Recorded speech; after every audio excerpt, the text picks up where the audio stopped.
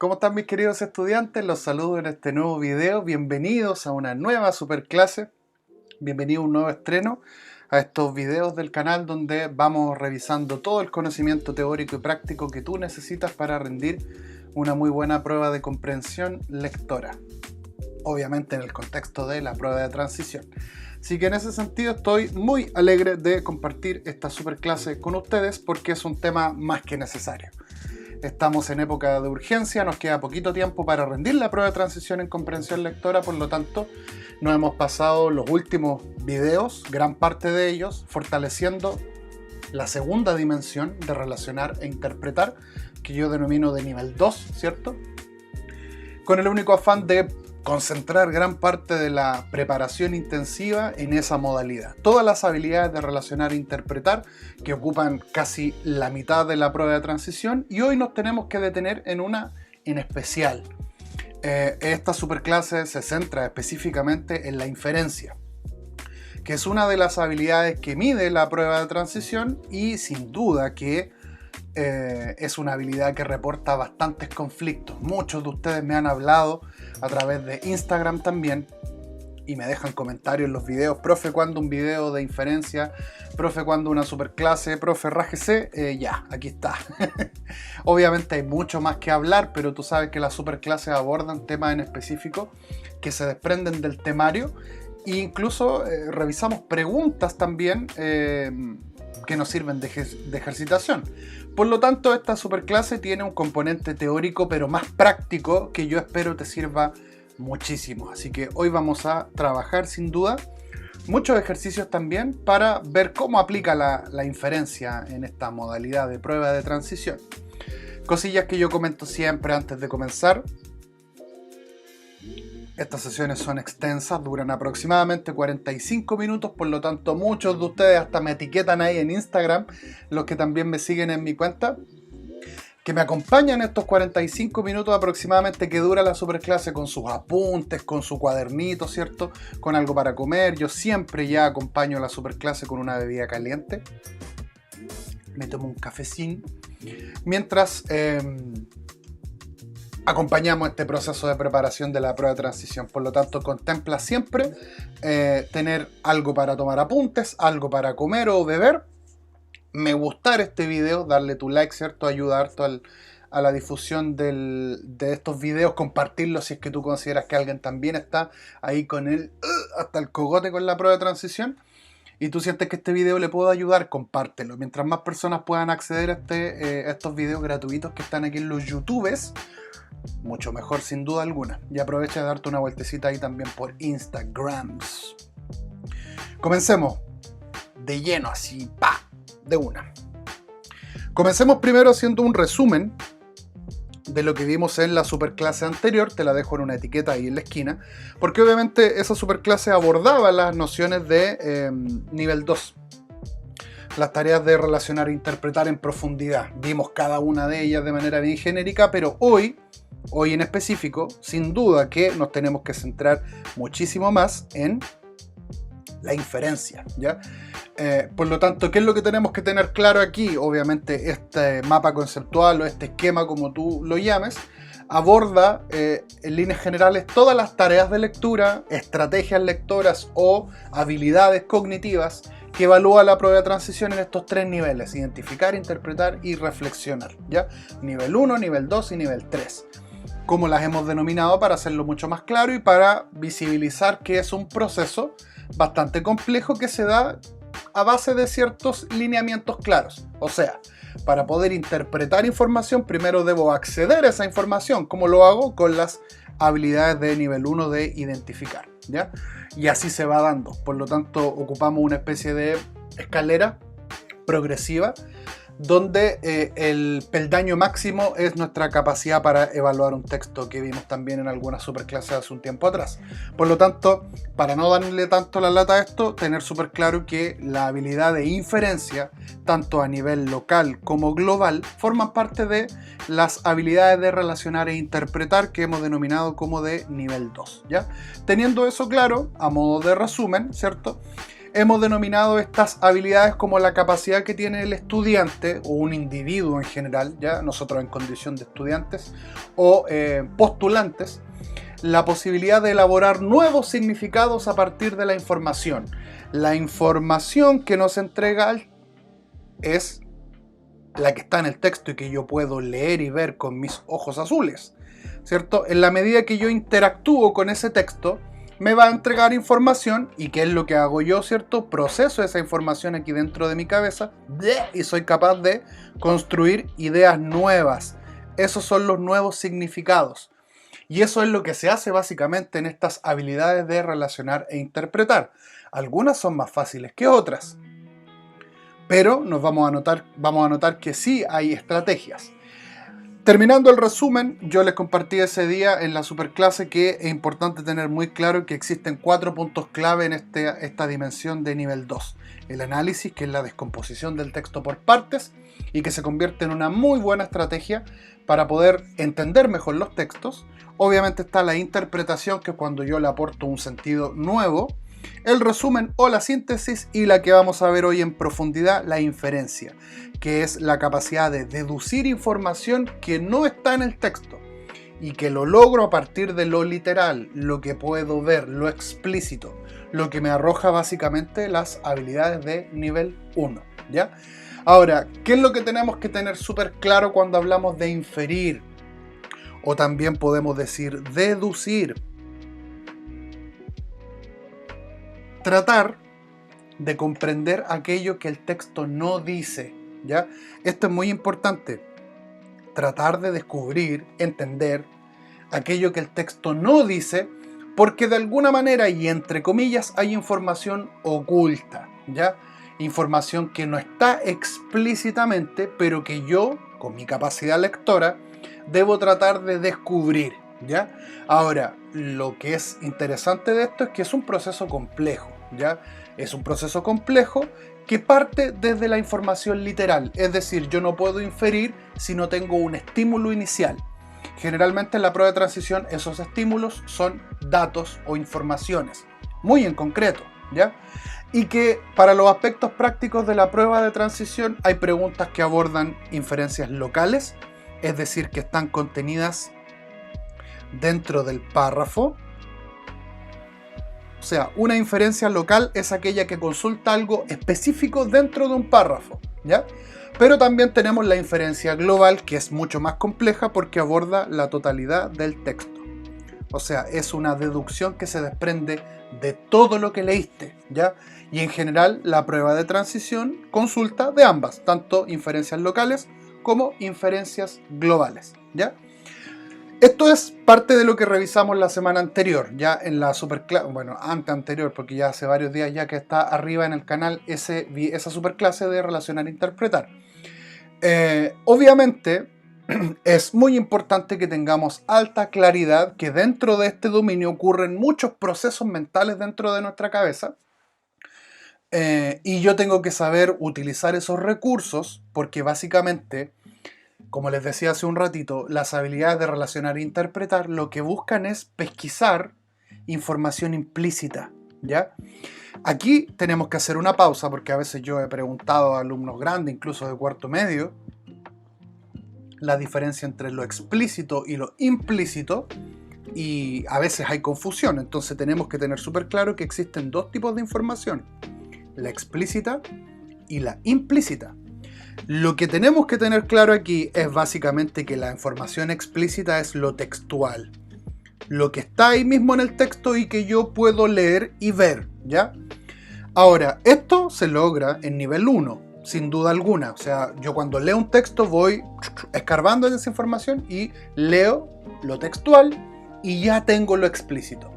Pero las habilidades de nivel 2 quieren ir un poquito más allá y quieren que descubramos información que no es explícita, que no está escrita así nomás, sino que yo debo, como dice ahí el subtítulo, buscar y pesquisar. O sea, la tengo que escarbar. ¿Cuál detective? O sea, los grandes detectives tienen una alta capacidad deductiva porque son capaces de ir mucho más profundo en la pesquisa de esta información que entre comillas está oculta. Lo implícito está, comillas, oculto. No se ve a simple vista. Yo tengo que tratar de descubrirlo. Y aquí es donde está la gran dificultad que enfrentamos. Aquí está. Y gran parte de lo que vamos a hacer en esta superclase es orientar y ver cómo podemos mejorar esa capacidad de inferencia, ¿ya? A modo de resumen, tenemos que tener alta claridad, repito, que la inferencia nos permite determinar, como dice ahí, cierta información que no está explícita, ¿ya? Como no está explícita, soy yo como lector el que tiene que descubrirla, ¿ya? Y es muy importante tener claro que parte de esa inferencia se logra con los datos que obtengo, con la interpretación, con la combinación de ideas, como dice ahí, con establecer ciertas conclusiones, con hacer hipótesis, propuestas. Esto tal vez podrá ser y esto no. Por lo tanto, la inferencia, si bien es un proceso complejo, tiene algunas pautas que nos van a permitir estar mucho más cerca de lo que nosotros queremos lograr. Y ese es el propósito fundamental que tiene esta superclase: mejorar y potenciar tu capacidad inferencial, ¿ya? Como les decía yo, que esta clase es bastante práctica, vamos a trabajar muchos ejemplos de variada índole, ¿ya? Por lo tanto, el primero de ellos se relaciona con hacerles entender, mis queridos, que la inferencia no es un proceso que solamente me estén preguntando para la prueba de transición. Ay, tengo que estudiar esta vaina porque me lo preguntan. No. La inferencia es un proceso cognitivo altamente complejo, como les he comentado, y que ya lo sabemos, por eso nos reporta dificultades, pero que el ser humano utiliza todo el tiempo y a cada rato. Es parte de la supervivencia. Muchos autores denominan que el cerebro es una máquina de inferencias que constantemente está tomando información nueva y la mezcla con la información que ya tiene dentro de su cabeza. Y esto para mí es altamente valioso porque habla de la capacidad que tiene el ser humano a nivel intelectual de aplicar su conocimiento. Y esto no solo se refiere, chiquillos, al conocimiento que uno ve en el colegio, sino al conocimiento práctico para la vida día a día.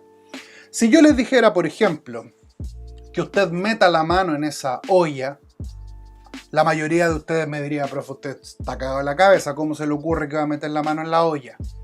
Ya, este pequeño proceso tan básico les aportó a ustedes una alerta mental que evita que usted la cague, pues va a evitar que usted meta la mano. ¿En serio, profesor? ¿Meto la mano? ¡Ah! Me quemé. O sea, nadie en su sano juicio, ni con sus capacidades cognitivas ordenadas y al día, y con ningún trastorno de orden mental, podría meter la mano en esa olla, porque básicamente nuestro cerebro echó a andar esa máquina de inferencias y dijo: a ver, humano, cálmate, frénate un poco, stop, pare. Esa vaina no. O sea, hay un estímulo literal, ¿ya? Información explícita, que es el vapor de agua. El vapor de agua me dice a mí, como dato explícito, que están pasando ciertos fenómenos en ese producto, en esa... Es que una wea química, básicamente, una cuestión química ahí, ¿ya? Eso le aporta a mi cerebro una alerta especial que le dice que si tú metes la mano ahí, te va a doler. Dolor. Y aquí es donde la inferencia se convierte en un proceso casi de supervivencia, porque hemos aprendido a lo largo de los años que aquí hay varias cosas que se ponen en juego. Y yo tomé este cuadrito, que es como una especie de puzzle o rompecabezas, que determina súper bien cómo diablos se lleva a cabo o se ejecuta una inferencia dentro de nuestra cabeza. Hay una combinatoria muy valiosa e importante que ocurre en nuestra cabeza, repito, que combina lo que veo, la información explícita, ¿ya? Lo que leo y lo que veo, que en este caso es el vapor de agua, ¿cierto? Y lo mezclo, lo combino con lo que yo ya conozco, con lo que yo ya sé, con aquello que es un conocimiento que en mi mente ya tiene aplicación funcional y práctica. Lo que yo ya sé. Y claro, el vapor de agua es un estímulo, pero que si yo comienzo a escarbar un poquito más, voy a tomar en cuenta muchos factores. Por ejemplo, que el vapor de agua es una representación, un símbolo visible de la temperatura del agua. que cuando alcanza cierto punto de ebullición, comienza a evaporarse. Y eso es un conocimiento que uno aprende por las buenas o por las malas. Lo aprende en clases de ciencias naturales o lo aprendes quemándote, como ha pasado lamentablemente a muchos niños, ¿ya? En mi familia, por ejemplo, hay casos terribles de situaciones como ese, y yo sé que muchas de ustedes también. Se aprende por la buena o se aprende por la mala. Ese ya sé, es ese conocimiento que tú ya tienes acumulado y que es parte de todo lo que tú experimentas y vives en el día a día. Tú ya tienes súper claro que la temperatura del agua y ese punto de ebullición claramente nos aporta un alto riesgo de quemadura. Si yo meto la mano en agua hirviendo, me voy a quemar. F por mi mano. Y que obviamente también funciona en otros contextos, por ejemplo para cocer huevos, para hervir algo a baño María, que le llama, ¿cierto? Que es el vapor que le da cocción a ciertos productos. Entonces fíjate que en una cuestión tan simple como un estímulo visual, mi cerebro se pone a trabajar mucho más rápido de incluso lo que yo me doy cuenta. Ahora, ¿qué quiero decir con esto? Una muy buena manera de estimular la inferencia es comenzar a ser conscientes de todo este proceso. Cuando tú haces esta predicción, muchas veces la hacemos de manera muy natural e intuitiva, casi por sobrevivencia. Y el ser humano hace eso todo el tiempo, todo el tiempo. ¿Qué es lo que ocurre aquí? El cerebro anticipa ciertas experiencias a partir de los datos que ve. Y lo que el cerebro en este momento está viendo es vapor de agua, información explícita, pero que si yo interactúo con ella de alguna forma, puedo tener una consecuencia. Ahí se produjo una inferencia. Y no solo con meter la mano, tal vez con beberla. El vapor es una información explícita que me dice, por ejemplo, que si hay mucho vapor, la probabilidad de una temperatura más alta es mayor, por lo tanto yo no debería beber un líquido caliente si tiene mucho vapor. Por lo tanto, fíjense cómo se va ejecutando esta lógica cerebral, esta máquina de inferencias, que me permite lograr esa deducción, que en este caso podría incluso salvarme la vida, si así de acuático. Y esto yo lo puedo llevar a muchos elementos de nuestra vida cotidiana. ¿Dónde está la situación conflictiva para nosotros como postulantes? Que en este caso los estímulos son palabras y oraciones. Y eso vuelve mucho más complejo el proceso porque hay una dinámica de abstracción mayor. Ahora, yo te podría decir, y no creo que te convenza, pero leer información o verla no reporta mucha diferencia, dado que nuestro cerebro echa a andar esta máquina, como te digo, de una manera bien dinámica y rápida. O sea, como te digo, los procesos mentales que están pasando en nuestra cabeza vuelan. Es increíble, es mágico. ¿Por qué ustedes sufren con la prueba de transición? Porque los datos y la información explícita a veces se vuelve confusa porque antes de esto, el proceso de análisis que yo hice tal vez fue deficitario. Tal vez no tuve toda la información explícita que necesito para construir la inferencia. Eso por un lado. Y lo otro, que vamos a ver más adelante, es cuando usted rompe la lógica de esta combinatoria entre lo que veo y lo que sé, y usted le agrega, otros elementos al puzzle que rompen el sentido que debiera tener una inferencia desde el punto de vista lógico y racional. Y ahí es donde nos pasamos a la sobreinferencia, que es cuando yo me escapo completamente de una deducción correcta. Por eso es tan complejo, porque no me encuentro en un punto medio claro, me encuentro o muy lejos o demasiado cerca que me pierdo incluso. Entonces es aquí donde la invitación que hago inicial es a darle una mirada a estos procesos donde mi cerebro hace o no inferencias. Y nos vamos a dar cuenta que en realidad nuestro cerebro hace muchas, todo el tiempo. Trata de contarla y te vas a dar cuenta que es un proceso mucho más amigable de lo que nosotros creemos. Lo que pasa es que a esa habilidad la tenemos que llevar ahora a un proceso evaluativo, donde quieren ver mi capacidad de inferir, cuánto soy capaz de escarbar y profundizar en lo que el texto me aporta, ¿ya? Y aquí es donde aparecen los memes, ¿cierto? Y aparece una serie de información porque nuestro amigo Steve Rogers, por ejemplo, capta las referencias, pero hay muchas veces en que nosotros no somos capaces porque carecemos de lo que yo sé. Ahora, ¿qué es lo interesante acá? Es que una manera de mejorar aquello es tener un capital cultural más amplio, pero básicamente la realidad en la cual estamos inmersos nos permite tener un marco regulador, entre comillas, que nos permita hacer esas inferencias siguiendo cierta lógica, ¿ya? ¿Por qué nos reímos del meme? Porque para poder entender una referencia, para poder inferir o deducir, yo necesito de esta combinatoria y a veces me faltan datos y mi cerebro no es capaz de, a partir del estímulo, darse cuenta qué relación lógica puede vincular con aquello. Y ahí se nos complica un poco el asunto, ¿ya? ¿Qué es lo que pasó aquí entonces? ¿Qué es lo que pasó en esta cuestión del agua hirviendo? ¿Ya? Obviamente nuestro cerebro, como les decía, se da cuenta que hay un vínculo entre el dato, el estímulo, que en este caso era el vapor de agua, y el conocimiento que yo ya tengo de la vida, que aprendí en ciencia o que aprendí, ¿cierto?, en mi casa, específicamente en la cocina, por ejemplo, cuando alguien estaba hirviendo agua o cocinando en específico, ¿ya? Por lo tanto, aquí, esta relación parte de la noción del doble sentido, de las ambigüedades. Yo soy capaz, por ejemplo, de identificar ironías, ¿ya?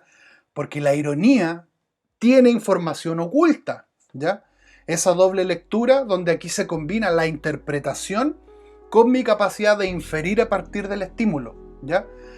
Por lo tanto, todas forman parte de habilidades de nivel 2 y ahí es donde nosotros tenemos que comenzar a ser lo suficientemente capaces de visibilizar cuando tengo que inferir información a partir de ciertos datos. Lo bueno es que la prueba de transición casi siempre te lo dice. Podemos inferir que de esta información se puede deducir tal cosa. Podemos inferir a partir de la lectura del texto que, o sea, esos datos te los va a entregar, ¿ya? La prueba de transición te va a dar esa pista. Lo que yo quiero que hagamos a partir de ahora entonces es ejercitar. Comenzar a ejercitar y ver cómo diablos funciona este proceso de inferencia a partir de lo que leemos. Por ejemplo, mira, vamos a revisar primero algunos ejemplos modalidad prueba de transición. Este es un texto narrativo de Oscar Wilde, cuentista ultra requete contra conocido, que se llama El reflejo. Y es una especie de, comillas, microcuento o cuento breve que nos habla de un personaje histórico de la mitología griega, Narciso, y él construye una especie de intertextualidad. Dice, yo sé que esta parte puede ser un poco latera, pero tú puedes pausar el video, leer el texto y luego acompañarme cuando hagamos el análisis. Dice, cuando murió Narciso, las flores de los campos quedaron desoladas y solicitaron al río gotas de agua para llorarlo. Oh, le respondió el río, aun cuando todas mis gotas de agua se conviertan en lágrimas, no tendría suficientes para llorar yo mismo a Narciso. Yo lo amaba. Pausa. Tenemos la muerte de un personaje y tenemos personificados ciertos elementos de la naturaleza como el campo y el río, que asumen características humanas. Hablan, piensan, sienten. Dice que los campos quedaron desolados. La desolación es una tristeza enorme a partir de la muerte de Narciso. Y aquí el estímulo es que necesitan llorarlo, ¿cierto? Y le pidieron al río agua para llorarlo, porque el llanto es un símbolo claro del duelo. Pero el río les dice que, aunque les pasara todo el agua, no sería suficiente porque él lloraría más, ¿cierto? Lo amaba. O sea, el río estaba enamorado de Narciso. Oh, prosiguieron las flores de los campos, ¿cómo no ibas a amar a Narciso? Era hermoso. ¿Era hermoso?, preguntó el río. ¿Y quién mejor que tú para saberlo?, dijeron las flores. Todos los días se inclinaba sobre tu ribazo, contemplaba en tus aguas su belleza. Sí, yo lo amaba, respondió el río. Es porque cuando se inclinaba sobre mí, veía yo en sus ojos el reflejo de mis aguas. Y ahí termina este trocito. Fíjate que aquí, si nosotros aplicamos habilidades de análisis, vamos a darnos cuenta que un texto narrativo, tipología textual, ¿cierto? Personajes, hay una acción, hay una serie de eventos. Esto yo lo logro a través del análisis, ¿ya? Sabemos que el río estaba enamorado de Narciso, que también lo quiere llorar, pero ocurren fenómenos muy interesantes aquí porque el mito de Narciso es que alguien se miraba todo el día. La vanidad habla, ¿cierto?, de la perfección del rostro, estaba enamorado. Y aquí la obra termina con que en realidad el río aprovechaba el reflejo de los ojos de Narciso para verse a sí mismo, por lo tanto, suena confuso, pero básicamente el río era otro Narciso. De hecho, se le denomina Narciso a las personas que tienen mucho culto por sí mismos, que se miran mucho al espejo. Hay gente que si tú ves su timeline, está lleno de fotos de su rostro, por ejemplo. Ahí hay una característica muy importante. Entonces, vamos a revisar una pregunta inferencial a partir de esta lectura. Dice, cuando el río pregunta si Narciso era hermoso, se infiere que... Ya, volvamos al texto. Dice aquí, sobre todo en esta parte, ¿cómo no lo ibas a amar? Era hermoso. Y aquí viene la pregunta, ¿cierto? ¿Era hermoso?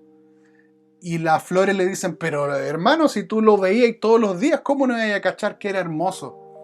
Y en realidad acá lo que responde el río es que nunca se fijó en el rostro de Narciso, sino que se fijó en sus ojos para reflejarse a sí mismo. Por lo tanto, aquí tenemos, como les decía, otro Narciso más, otro vanidoso de sí mismo, ¿ya? Por lo tanto, es muy valioso darnos cuenta aquí que cuando el río pregunta si Narciso era hermoso, ¿qué podemos inferir de aquí? Ya, dice, no lo amaba por su belleza. Ya, tenemos un estímulo claro. El río dice que él amaba a Narciso, pero no está consciente de su belleza, por lo tanto podríamos decir que sí, es una inferencia correcta. No estaba enamorado por su rostro, ¿ya? B, dice, no le parecía que fuera hermoso. Ya, acá tenemos una inferencia incorrecta, dado que no tenemos suficiente información para saber si el río tiene o no un juicio sobre la belleza de Narciso. Fíjense la diferencia entre A y B. La inferencia de A me permite validarla hasta el momento, yo digo que sí, ¿cierto?, por los datos que la obra me aporta. Pero en ningún momento el río dice, no, es que me tinca que no. No podemos saberlo, por lo tanto la B la tenemos que descartar. C dice, consideraba más hermoso a otro. Tampoco lo sabemos. Tampoco lo sabemos. Tampoco lo sabemos porque la obra no nos permite visibilizar ese dato. Recuerden, estoy tomando estímulos del texto y tengo que construir relaciones sobre lo que yo ya sé. ¿Qué es lo que estoy poniendo en práctica aquí? Mi conocimiento de las relaciones humanas. Las relaciones humanas basadas en el amor o basadas en lo superficial. Ese es el conocimiento que yo tengo aquí. Mi máquina de inferencia ya se está echando a andar. D dice, en realidad no conocía a Narciso. Ya, el conocer a alguien solamente pasa por saber cómo es físicamente. Aquí podríamos decir que conocer a alguien tiene que ver con saber quién es, más allá de su apariencia, ¿ya? E dice, solo para las flores Narciso era bello. Mira, aquí, a partir de la información que uno tiene con lo que te entrega, más el conocimiento que yo traigo del mito y de la relación intertextual que hace acá Oscar Wilde, objetivamente Narciso era hermoso. Por lo tanto, independiente de lo que pensaran las flores, el río, las colinas, no podemos inferir que solo para las flores era bello, a pesar de que ellas sí lo dicen. Pero técnicamente aquí la única inferencia acertada es darnos cuenta de que a partir de la información, el río amaba a Narciso porque se podía ver a sí mismo en sus ojos, pero no lo amaba por su belleza. Y ahí tenemos una inferencia correcta. ¿Se dan cuenta? Ya, ¿qué es lo que hicimos aquí si tomamos el puzzle anterior? El texto me aporta datos, me entrega una serie de informaciones y yo, a partir de lo que conozco de la vida y de la realidad, voy estableciendo esas relaciones. Perdón. Ya, si te costó, aguas, porque esta está fácil. Vamos a ir incrementando un poquito la complejidad. Hay dos países de Enrique Lihn. Mira, esta, soy sincero, la extraje de una PSU, porque es un texto poético. Y nosotros ya sabemos que los textos poéticos no aparecen en la PSU. Pero a mí me han preguntado, profe, ¿analizar poesía sirve? Claro que sí. Es un excelente entrenamiento. Me han preguntado esta semana, profe, ¿sirve aprenderme las figuras literarias? Yo te diría que no, porque no entran en la prueba de transición. Pero cuando tú conoces figuras literarias y sabes reconocerlas y eso ayuda al análisis poético, claro que eso te va a ayudar a mejorar tu nivel inferencial, deductivo y de interpretación.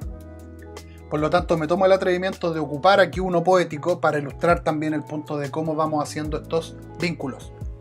Hay solo dos países, de Enrique Lihn, poeta chileno, uno de mis favoritos, debo ser sincero, por eso lo puse aquí.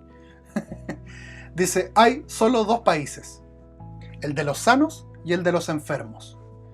Por un tiempo se puede gozar de doble nacionalidad, pero a la larga eso no tiene sentido. Pausa. Hasta aquí no tenemos carajo idea de qué nos está hablando este individuo aquí. No se puede. Dos países, ya, pero los países son espacios administrativos con cierta cultura y características de la gente, pero luego, después del 2 puntos, dice que los países son el de los sanos y el de los enfermos. Ya, entonces no son países reales. Todo esto es metafórico, interpretable. Ya, por ahí vamos, ¿se dan cuenta? Estos son los vínculos que comienza a hacer el cerebro en ese momento cuando estoy tratando de escarbar y descubrir información. Dice, por un tiempo se puede gozar de doble nacionalidad, o sea, se puede estar sano y enfermo al mismo tiempo. ¿Ah? Eso no tiene sentido. Duele separarse. Poco a poco, de los sanos a quienes seguiremos unidos. Hasta la muerte separadamente unidos. Con los enfermos cabe una creciente complicidad que en nada se parece a la amistad o el amor. Esas mitologías que dan sus últimos frutos a unos pasos del hacha. Empezamos a enviar y recibir mensajes de nuestros verdaderos conciudadanos. Una palabra de aliento, un folleto sobre el cáncer.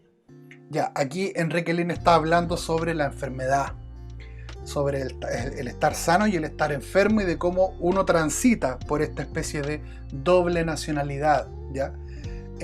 Si fueran países, por eso utiliza ese valor, ¿cierto? La nacionalidad es lo que te define como parte de un determinado país. Entonces fíjense que si empezamos a analizar este texto y escarbamos y vamos de lo denotado a lo connotado y viceversa, nos vamos a dar cuenta que él está hablando de la enfermedad, ¿ya?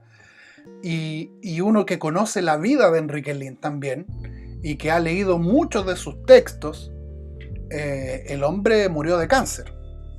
Por lo tanto, escribió parte de esto en una época muy compleja desde el punto de vista físico para el mismo autor. Ya, si bien no es necesario saber eso explícitamente, sí nos sirve para entender ese análisis y partir ahora a revisar preguntas. Del texto anterior se puede inferir que el hablante, ya recuerden, esta no es una pregunta de prueba de transición, es de modelo PSU, pero básicamente es una inferencia global. ¿Ya? ¿Qué tengo que inferir? ¿Qué onda el hablante? El hablante lírico, la persona que en este momento está hablando dentro del texto. ¿Qué se puede inferir del hablante? ¿Cree que los dos países son iguales? ¿Sí o no? Él explícitamente dice que no, ¿ya? Que no tiene sentido formar parte de uno ni de otro y que se mantienen unidos, pero hasta la muerte. Hay un juego de palabras ahí muy interesante, ¿ya? Pero básicamente no lo puedo inferir porque aquí tengo datos explícitos. Por lo tanto la descarto. B. Se siente extranjero dentro de su propio país. ¿Cómo podemos saber tal cosa? ¿Cómo podemos saber que él se siente extranjero si en ninguna parte lo menciona? No. Fíjense cómo comienza este proceso de descarte a partir de los mismos datos, ¿ya? Se considera a sí mismo dentro del grupo de los sanos. Podría ser porque él se siente parte de una de aquellas. D dice, se considera a sí mismo dentro del grupo de los enfermos. También, ¿cierto? Porque sabemos que a partir de los datos él habla de la nacionalidad y si hay dos, él forma parte de alguna de las dos. Eso es lo que nos dice el texto. E dice, cree que sanos y enfermos son igualmente conciudadanos. Esta la puedo descartar porque también es información explícita. El mismo texto lo dice, ¿ya? Por lo tanto, ahora tengo que determinar si el hablante lírico se considera enfermo o se considera sano. Y aquí hay datos. Hay datos importantes. Por ejemplo, Seguiremos unidos a los sanos, dice. Con los enfermos cabe una creciente complicidad que nada se parece a la amistad. O sea, él se siente parte de los enfermos. Y hay un dato clave aquí. Empezamos a enviar y recibir mensajes de nuestros verdaderos conciudadanos. ¿Quiénes son esos? Los enfermos. O sea, el hablante lírico aquí se siente parte de la ciudadanía de los enfermos. Por lo tanto, aquí tenemos que marcar la alternativa D. Ahora, ¿qué datos me aporta? Por ejemplo, volviendo al texto, un folleto sobre el cáncer es un dato claro de que probablemente hay una probabilidad altísima de que el hablante padezca ese dato. Ahora él habla de la complicidad que va a tener con los enfermos, formando parte, incluso generando especies de amistades o de amor.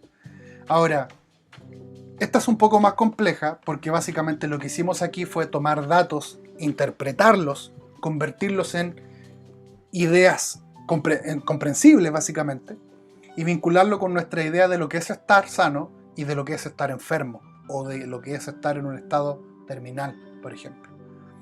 Entonces aquí nos dimos cuenta que hay datos que yo puedo descartar porque no corresponden primero a inferencias, se despegan un poco de lo que podría el hablante lírico querer decir y solamente puedo darme cuenta que la D es la correcta cuando el autor me entrega pistas de que él se siente parte del grupo de los enfermos, que esa es como su nacionalidad.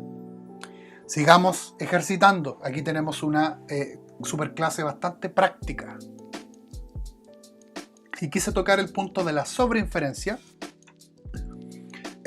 a partir de la ayuda que me dieron ustedes en Instagram. Agradezco un montón. El otro día les dejé el desafío, ¿cierto? Les puse en una historia que me contaran qué podían inferir de esta imagen. Por lo tanto, agradezco mucho a quienes me siguen en Instagram. Si no han ido, vayan también porque ahí está el desafío de incremento de vocabulario y hacemos esta dinámica que me sirvió muchísimo para ilustrar algunos puntos. Teníamos que revisar esta imagen. Lo voy a poner ahí, ¿cierto? Para que quede quieta. Teníamos que mirar esta imagen e inferir. ¿Qué podemos inferir de esta lámina, de esta fotografía o imagen? ¿Ya? Y puse aquí una gran cantidad de sus respuestas y agradezco a todos quienes participaron. Me disculpan quienes no puse, porque también había muchísimas, entonces las puse en bloque, ¿ya? Para que podamos ver de qué manera comienza el ser humano y nuestros cerebros a construir información a partir de los datos y cómo la sobreinferencia puede ser perjudicial y nos puede llevar incluso a elegir la alternativa que no corresponde, ¿ya? ¿Cómo va a funcionar esta dinámica? Entonces vamos a tratar de descubrir cuáles son las inferencias correctas, ¿ya? Que me perdonen algunos si marco inferencias incorrectas, pero esta ejercitación colectiva nos sirve para darnos cuenta de cómo funciona nuestro cerebro a la hora de comenzar a recibir un estímulo y construir información nueva, ¿ya? Y obviamente hay que marcar también aquí las sobreinferencias. Vamos a revisar, miren, algunas de ellas. Por ejemplo, miren, ¿cómo eran los colores? Ya, verde para las inferencias correctas, rojo para las incorrectas y un naranjo, no tengo naranjo aquí a mano, para las sobreinferencias. Vamos a usar un amarillo. Angwell dice, ¿qué podemos inferir? Niños traviesos. Ya. Mira, aquí podemos decir...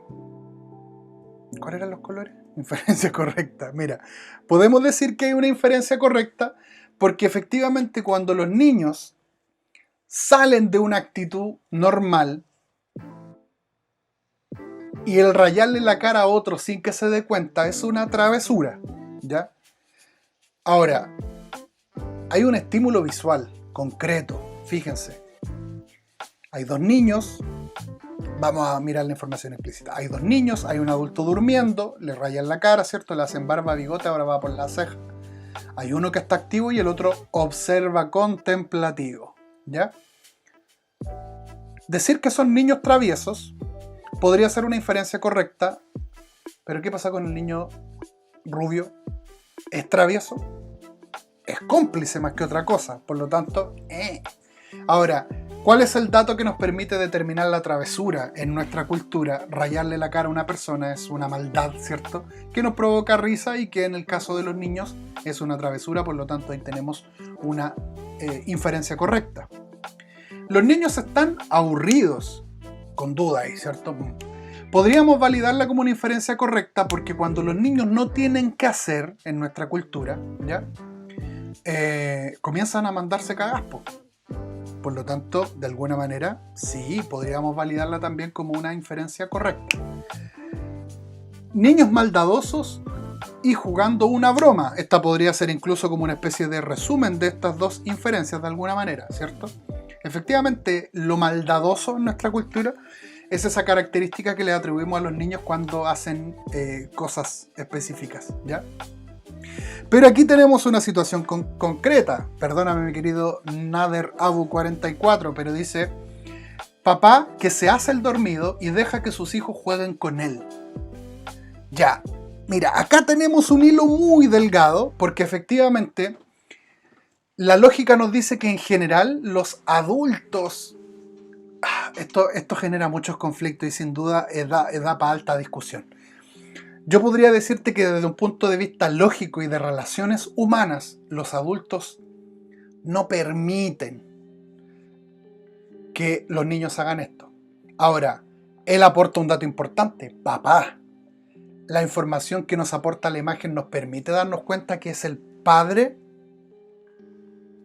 Ya, lo que está haciendo aquí Nader Abu 44 es inferir, porque si están dentro de una misma casa, dos niños, y hay un adulto, o sea, alguien podría decir: profe, pero tal vez el niñero.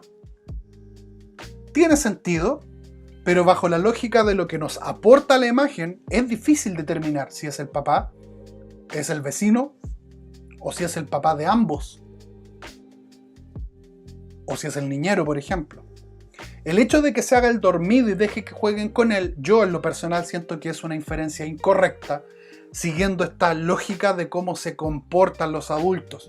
Usted me dirá: profe, pero hay papás que hacen eso. Por eso, lo interesante de este ejercicio cognitivo. Avancemos. Bastián dice: estrés y pocas ganas de pasar tiempo con sus hijos, con carita sad. ¡Wow! Fíjate que aquí Bastián se fue profundo, porque en realidad, ¿cómo determinamos que el adulto está estresado? ¿Porque se quedó dormido? ¿Y no tiene ganas de pasar tiempo con sus hijos? No estaría ahí con ellos, ¿te das cuenta? Y después dice: debí usar condón, no ser padre.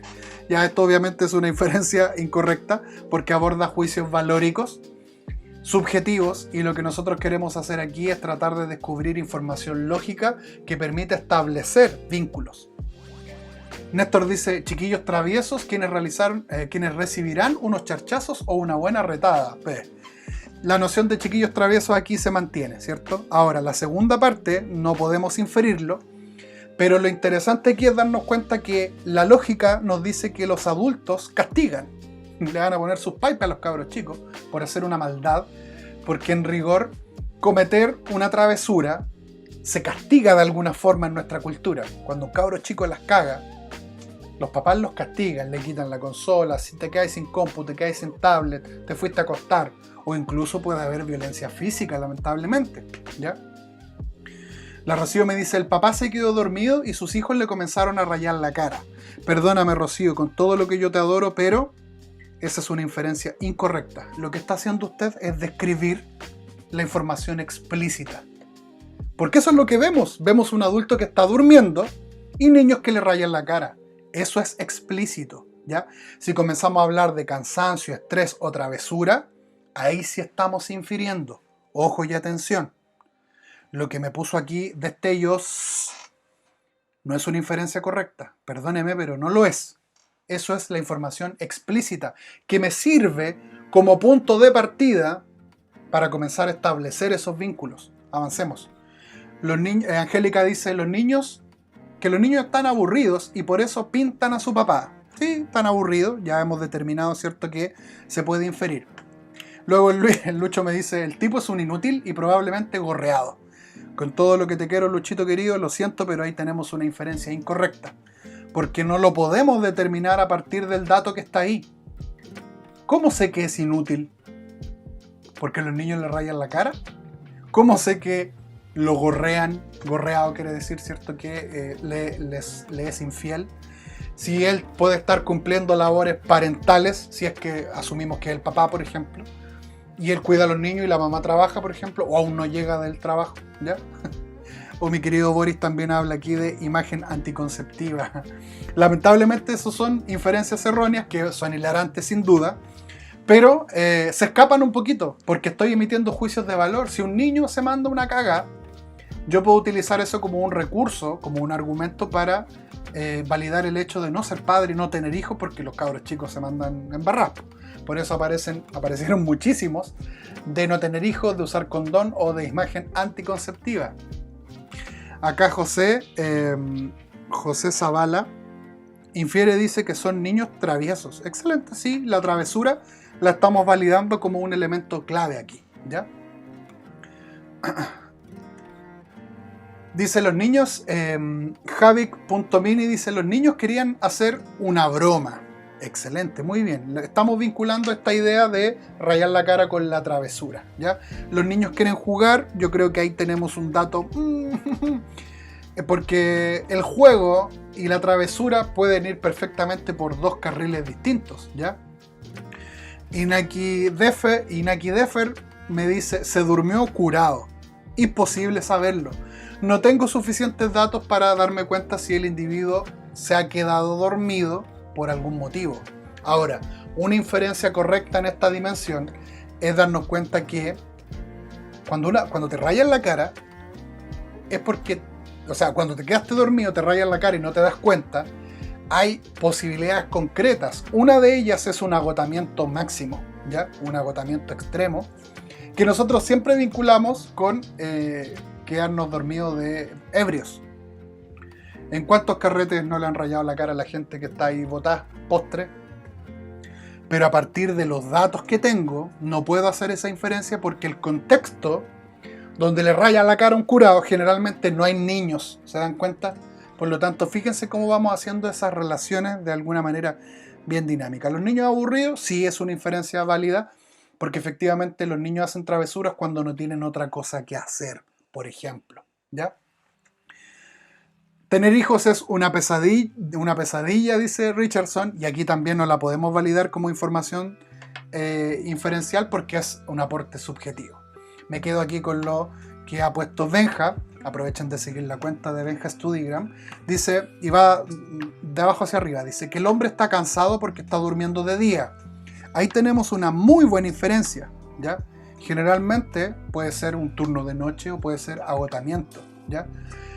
Ahora dice después que el niño de atrás no le quería pintar la cara, el de adelante tomó la iniciativa. Ya, aquí estamos en un proceso de sobreinferencia. Porque aquí lo que está haciendo Benja es imaginar cosas que realmente no podemos validar. ¿Cómo saber, Benja, quién tomó la iniciativa? ¿Cómo saber quién lidera? Ahora, lo que podría validar esta inferencia es el hecho de que el que ejecuta la acción probablemente es el que lidera. Esa es como la dinámica, ¿ya? Y luego dice que está en un sueño profundo porque ya le pintaron gran parte de la cara y no despertó. Eso se vincula un poquito con lo que tenemos aquí abajo. Una inferencia clara es que el individuo tiene un sueño profundo por algún nivel de agotamiento que no podemos determinar. Eso sí es correcto determinarlo de alguna forma, ¿ya? Le van a pegarle a quien no sabemos. Dice que el padre está muy agotado y se encuentra solo con sus dos hijos en su casa, mientras que el más travieso está haciendo de las suyas bajo la mirada del hermano más calmado. I am Greasy, excelente proceso inferencial. Lo que hizo usted fue tomar todos los datos literales y producir una inferencia que se acomoda bastante a lo que realmente y de forma bien objetiva podemos vincular. El Gerson acá abajo también da un dato muy importante, el poco respeto de un niño hacia el padre, si es que validamos la noción de que el adulto es el padre. Pero por ejemplo, rayarle la cara a otro individuo sin su consentimiento, objetivamente es una falta de respeto, ¿ya? Por lo tanto, fíjense cómo estamos haciendo nexos a partir de los datos explícitos. Este ejercicio nos hizo darnos cuenta de una manera bien clara cómo operan estos procesos. Es muy interesante ver cómo funcionan también sus propios cerebros inferenciales. Ahora, volviendo a lo que me propone aquí el Ignacio, al Eduardo, perdón, que Ignacio Barber, síganlo, es un gran barbero también, le van a pegarle. Sí, porque efectivamente una inferencia es lo que hablábamos delante del castigo que podrían recibir, pero es discutible, sin duda alguna, porque no sabemos cuál podría ser la eventual reacción del adulto, ¿ya? Terminemos con esta. ¿Qué es el único adulto responsable? Dice Rulos. El que duerme está cansado. Eso sí, eso lo vamos a validar como una inferencia correcta. Sí, agotamiento máximo, ¿ya? Y dice, a medida que se rayaba el rostro de la persona, se iba gastando el plumón. Aquí lamentablemente tenemos una inferencia incorrecta, porque ese es un dato objetivo. Cuando uno utiliza un producto, se va gastando, ¿ya? Y la Scarlett me dice, Daniel jugando con la Josefa. No tienen, los adultos permiten esas cosas, por Dios, que terrible. Ay. Ahora, la idea que propone Rulos del único adulto responsable igual tiene un peso importante, porque habla también de la manera en cómo nosotros entendemos la noción de familia. Una familia bien binaria, papá, mamá, niños probablemente, o ni siquiera tenemos suficientes datos para saber si esa es o no una familia. ¿Se dan cuenta? Muy interesante. Que los niños son traviesos, aunque el de pelo castaño es más maldadoso que el rucio, dice Sustain Abstin. Sí, tenemos clara la idea de la travesura, ¿cierto? Mati me dice que los niños están aburridos y están pintando a su hermano mayor. Ah, mira, aquí hay un dato importante adicional. ¿Podríamos determinar que ese adulto es el hermano mayor? Los mocosos son repugnantes. Lamentablemente no podemos jugar a los niños de esa forma, querida Gisela. La Nico me dice, los niños están haciendo una travesura. Excelente, ese es el dato que tenemos a partir de la información explícita, ¿ya? El aburrimiento, la travesura, un adulto cansado, ¿ya? Por lo tanto, ¿qué es lo que tenemos que hacer aquí para no sobreinferir? Mire, este ejercicio me pareció muy interesante y culmino dándole las gracias a todos quienes aportaron. Discúlpenme quienes no puse sus respuestas, pero muchas se repetían, pero abordaban más o menos lo mismo. Cuando sobreinferimos, lo que hacemos es poner demasiado énfasis en nuestra propia experiencia, en nuestra propia noción de cómo se hacen las cosas. Por lo tanto, aquí el cuidado grande que tenemos que tener es tratar de vincular esa información con datos objetivos, medibles, comprobables, con relaciones lógicas y no dejar que nuestra imaginación se dispare, ¿ya? Por lo tanto, aquí la invitación es tener un autocontrol imaginativo, dice ahí. O sea, yo podría comenzar a pensar, como decían algunos, que el adulto le pusieron el gorro, que era un inútil. Eso es disparar la imaginación. No, que era el vecino y que el niño rubio era... O sea, yo podría inventar una enorme cantidad de historias a partir de todos los datos, pero que serían sobreinferencias, que sería asumir elementos adicionales que no se pueden determinar a partir de los datos explícitos, ¿ya? Información explícita, dos niños rayando la cara de un adulto. Inferencia, los niños están haciendo una travesura, una maldad, un jueguillo. El adulto está durmiendo de día, no despierta, por lo tanto es muy probable que esté muy cansado. Y no podemos ir más allá porque no tengo más datos para aportar más información al respecto. Entonces fíjense que la inferencia tiene límites. Y aquí la clave está en estos 3 puntos, ¿ya? Tratar de dejar de lado mi propia experiencia y lo subjetivo que yo puedo considerar sobre esa situación. Porque tal vez en mi contexto familiar, si yo me mando una cagada esa, me sacan la chucha, pues me pegan. Por eso muchos ponen castigo como una posibilidad. Pero esa es una situación concreta, que no necesariamente es una mirada lógica u objetiva de lo que está pasando, porque no tenemos todo el panorama y no tenemos todos los datos, ¿ya? Por lo tanto, ahí el llamado importante siempre a mantener a raya nuestro control imaginativo y no empezar a pensar cuestiones que se nos escapen, ¿ya? Por lo tanto, la clave aquí, aceita tu máquina de diferencias. ¿Qué quiere decir eso? Tienes que tratar de estar consciente de cuándo ejecutas un proceso inferencial. Cuándo voy a activar ese conocimiento que yo ya tengo y lo vinculo con los datos explícitos que me aporta el texto o que me aporta un estímulo para reorganizar esa información y poder tener un dato clave que pueda ser considerado una inferencia correcta, ¿ya? Por lo tanto, aceitar la máquina de inferencia nos invita a comenzar a estar mucho más conscientes de cómo estamos llevando este proceso en el día a día, ¿ya? Descansemos. Qué buen ejercicio nos mandamos hoy. Gracias a todos quienes participaron ahí en mi cuenta de Instagram. Descansemos. Gracias por acompañarme en esta super clase. Espero que estos ejercicios te hayan servido, te haya gustado también y que te sirvan para ir mejorando en este proceso de incremento de habilidades de nivel 2.